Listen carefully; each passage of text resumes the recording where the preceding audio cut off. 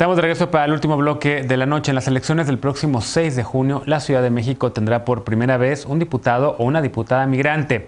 ¿Qué significa esto? Pues que los partidos políticos deberán postular a un o a una candidata residente en el extranjero y que quiera ocupar una curul en el Congreso de la ciudad para ser la voz de la población chilanga que vive en el exterior. Veamos el contexto. El próximo 6 de junio, la Ciudad de México renovará las 33 diputaciones de mayoría relativa y 33 diputaciones de representación proporcional de su Congreso. Por primera vez, las y los legisladores podrán contender por la reelección y además todos los partidos políticos con registro deberán postular a un candidato o candidata que represente a quienes residen en el extranjero. La diputación migrante se elegirá bajo el principio de representación proporcional, es decir, la asignación será con base en el porcentaje de votos obtenidos por cada partido. Según los lineamientos emitidos por el Instituto Electoral de la Ciudad de México, quienes busquen ocupar esta curul deberán ser originarias de la Ciudad de México, con pleno ejercicio de sus derechos políticos, estar inscritos en el Registro Federal de Electores y comprobar al menos 2 años previos de residencia efectiva en el extranjero al momento de las elecciones. Según las autoridades electorales, al menos 500,000 capitalinos en edad de votar residen fuera del país, de los que 93,000 han tramitado su credencial de elector y podrán votar por la candidata o candidato migrante de su preferencia vía postal o por internet. En el proceso electoral del 2018, de los 98,000 votos postales recibidos del extranjero, 21,000 se recibieron en la Ciudad de México. Punto y contrapunto. A ver, esto suena súper interesante, es un tema que lleva discutiéndose en México en la profundización, digamos, democrática en nuestro país desde hace años. La presencia de diputaciones migrantes, primero en el Congreso Federal, no ha ocurrido, pero sí en el Congreso ya de la Ciudad de México. ¿Cómo lo ves, Manuel? Yo no entiendo todavía cómo va a funcionar, si esta persona que se encuentre en el extranjero va a tener que venir a las sesiones en la Ciudad de México, si van a hacer sesiones Zoom. ¿Te vas a postular tú, Manuel? ¿Cómo lo ves? Bueno, yo nací en Guerrero y obviamente me toca participar en Guerrero, pero conozco perfectamente bien el tema de la Ciudad de México. Me parece que el Instituto Nacional Electoral está trabajando correctamente en ese tema últimamente, porque recuérdese que anteriormente pues prácticamente no nos hacían caso, nos ignoraban, y ahora tenemos la posibilidad de que exista un diputado migrante. Ahora, en lo que mencionas en el tema de si debe de venir a las sesiones, bueno, en este momento ya prácticamente todo se realiza a través de los medios como el que estamos utilizando, el Internet. Entonces, yo no veo realmente que tenga que venir a la Ciudad de México para votar. Lo que sí debe de hacer el diputado migrante es llevar las propuestas, llevar los temas, llevar toda la agenda que tiene que ver con el tema migrante al Consejo de la Ciudad de México y de esa manera pues llevar a cabo las votaciones. Ahora, lo más interesante es cómo se va a votar al diputado migrante. Te pongo un ejemplo clásico en Guerrero. Nosotros llevamos ya un total de 10 años que está escrito en la Constitución del Estado que debemos de tener un diputado migrante. Pero ¿qué es lo que ha sucedido? Los partidos políticos, ya que van a terminar, se echan la culpa uno al otro y finalmente rechazan el tema. El clásico ejemplo lo tenemos con el diputado Moisés Reyes Sandoval, que fue el presidente de la Comisión de Atención a Migrantes, que fue a la ciudad de Chicago, que fue pagado por el erario público del Estado y nos fue a decir que tendríamos la figura del diputado migrante. Y al último, finalmente dijo que no, que ya no había tiempo, cuando tuvo 3 años para trabajar el tema de la diputación migrante. Eso no debe de suceder más, porque nosotros, los migrantes, tenemos derechos y debemos hacerlo respetar. Me parece que el tema de la diputación migrante del Distrito Federal es un gran acierto de los migrantes que radican en los Estados Unidos, que son de la Ciudad de México, y un gran acierto del Instituto Nacional Electoral. Bien, pues ojalá que no ocurra lo mismo que, como mencionas tú y denuncias, una década que está en la Constitución local de Guerrero y sigue sin haber una diputación migrante. Aquí se reformó la Constitución de la Ciudad de México, en efecto, y de ahí emana esta representatividad para una persona migrante que sea chilanga, pero que resida en el extranjero, y evidentemente, Eunice, tú has sido una de las impulsoras de que haya esta representatividad en el Congreso, junto con un grupo muy numeroso. Carlos Heredia lleva años también hablando de este tema, Amalia García y tantas personas Carlos más. Arango. Exactamente, que decimos, claro que por supuesto debería haber representantes migrantes en el Congreso de México que toquen muchos temas, ¿no? Como dice el presidente López Obrador, entre otras cosas, algo que ha salvado la economía mexicana este año han sido las benditas remesas que han mandado nuestros paisanos, nuestras paisanas allá, y que no tienen derecho a opinar de nuestra política porque no tienen representatividad, ¿no? ¿Cómo lo ves, Eunice?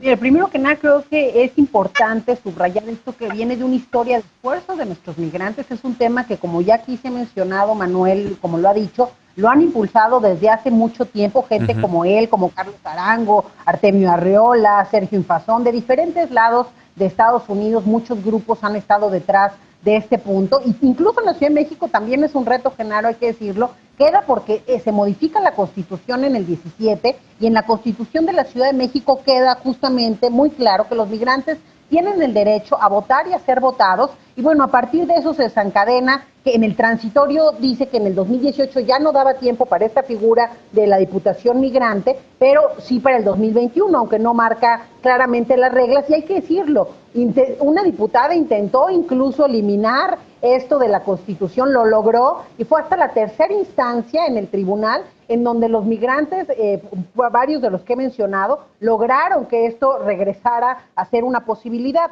Creo que va a ser algo muy interesante, ya aquí se mencionaron algunos de los retos. Yo hablaba hace un rato con Yuri Beltrán, que le tocó estar en el Instituto también de la Ciudad de México cuando esto llegó a la Constitución, y me mencionaba que hace todavía un año o un par de años era un poco más difícil pensar esta vía remota de participación de este diputado o diputada, pero hoy, pues con todo lo que hemos visto el COVID, creo que nos ha enseñado también este modo de trabajar. Y un tema muy importante, ahí los partidos políticos va a ser un reto, porque hoy tienen que escoger un candidato cada uno de ellos, pero se los van a quitar de los plurinominales. El que gane, si gana Morena, gana el PRI, el que gane, van a quitarle ese diputado plurinominal, y eso también hay mucha pugna política y muchos no quieren. Entonces eso va a ser un reto, ver cómo se va a dar y cómo esto se puede luego extender a otros lados. Como ya decía Manuel, Guerrero, Jalisco, Zacatecas son lugares en donde se ha discutido el tema, pero desafortunadamente todavía no se logra esa representación. Y nada más cerrando con esto, recordemos, tan solo en 2020 tenemos cerca de 37 mil millones de dólares en remesas, que es pues un sin precedentes y una aportación muy importante. No, completamente de acuerdo. Janet, a ver, también, no sé cómo vaya a funcionar esto, pero en México la doble ciudadanía pues ya está permitida constitucionalmente, pero no para quien quiera ser o ocupar un cargo, no de elección popular, pero sí de gobierno. Hay personas en el gobierno de México que a lo largo de los años han llegado a ser secretarios, subsecretarios o lo que sea, y que tienen que renunciar a una de sus nacionalidades. En este caso puede ser que tengan doble nacionalidad, o franco-mexicana o estadounidense-mexicana, que ha tenido que renunciar a la ciudadanía de Francia o de Estados Unidos para poder ocupar un cargo en el gobierno. ¿Ocurriría lo mismo con una diputación migrante? ¿Podría ser un mexicoamericano chilango que haya nacido, o chilanga que haya nacido en la Ciudad de México y que tenga la doble ciudadanía? ¿Tendría que renunciar a la ciudadanía? Ya es que hay como muchas preguntas que yo no entiendo todavía, y por supuesto que yo apoyo que haya presencia de migrantes en todos los congresos, locales y federal. Efectivamente, cuando revisaba esa propuesta fue una de las primeras interrogantes que nacieron.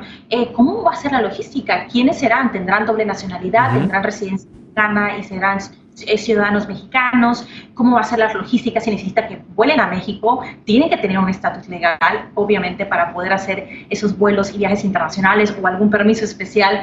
Pero sabemos, como bien lo indicas, que aquellos simplemente lo observamos en el servicio exterior, aquellos que tienen nacionalidad mexicana y que son residentes permanentes, bueno, hay ciertos cargos que no pueden ocupar. Entonces es muy interesante analizar qué medios y mecanismos van a implementar para hacer viable esta posición de tener participación en ambos países sin impactar su estadía, su estatus legal dentro de Estados Unidos. Eso por una parte, pero también el otro reto que yo también analizo es la participación en Estados Unidos, porque uno de los candados que estuve verificando es que no van a poder hacer proselitismo en Estados Unidos, no van a poder hacer ningún tipo de campañas, obviamente, y todo va a ser dentro de México. Entonces es cómo vamos a educar a nuestra comunidad migrante que está acá en Estados Unidos, qué mecanismos vamos a implementar, cómo vamos a hacer que esos números de participación suban. Tuvimos nada más 20,000 personas participando en las elecciones del 2018. Yo inclusive fui una de esas personas que solicité mi credencial para poder ejercer mi voto acá dentro de Estados Unidos y nunca me llegó. Entonces, ¿cómo arreglamos todas esas situaciones para que sea una votación eficiente? Y sobre todo, pues sí, aplaudo la propuesta, creo que es valiosa, interesante. Necesitamos traer a la mesa de discusión a la comunidad migrante que de viva voz sabe los defectos que existen dentro de México que los forzaron y obligaron a dejar pues su patria. Oye, y además qué mal que no puedan hacer proselitismo allá, porque allá está permitido el proselitismo de otras naciones. O sea, yo me tocó vivir una temporada en el barrio de Harlem, en la ciudad de Nueva York, y me acuerdo haber visto campañas políticas de políticos dominicanos que buscaban también el voto de la comunidad dominicana residente en ese barrio. Me ha tocado ver en otros países, en otras ciudades también de Estados Unidos, francamente, campañas políticas de otros países buscando el voto. Hemos visto también en la elección del 2018, pues vimos a los candidatos presidenciales de México ir a buscar el voto también migrante allá. Vimos al presidente López Obrador visitando ciudades en Estados Unidos. Vimos a los candidatos de Acción Nacional, del PRI, de todos los demás haciendo lo mismo. Entonces, digamos, César, que ya estamos ahorita en un momento, sobre todo en una nación como México, con esta vecindad con Estados Unidos, en donde de plano las fronteras pues ya parecen de cierta manera pues falsas, y en donde tenemos más bien pues una integración que es no nada más comercial sino también política. ¿Cómo instrumentar esto? Efectivamente, estaremos muy atentos de ver a las opciones y la propuesta. Esa de la palabra, César. Bueno, se escucha muy interesante, la verdad.